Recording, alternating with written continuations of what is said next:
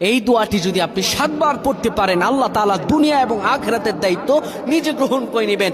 আপনার সকল পেরেশানি দূর হয়ে যাবে। বুকে হাত রেখে বলি, আল্লাহর কসম এই দোয়া আমি ছেড়ে দিই না। তোমরা এই দোয়াটা শোনার পরে সাথে সাথে শেয়ার করে দিবা। আমল না করেও সওয়াব পাবা, তোমার একটি শেয়ারে আমল না করেও সওয়াব পাবা। আল্লাহ তাআলার সওয়াব দান করবেন, রিজিকে বরকত দান করবেন, মনের আশাগুলো পূরণ করবেন।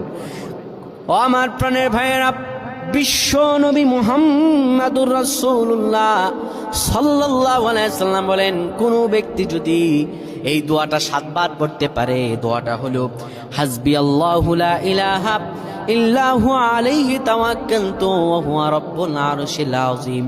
কোন ব্যক্তি যদি এই দোয়াটা পড়তে পারে খালেস অন্তরে সকালে 7 বার আর মাগরিবের পরে 7 বার পড়তে পারে, আমার আল্লাহ রাব্বুল আলামিন বড় বিপদ থেকে তারে বাঁচিয়ে দিবেন।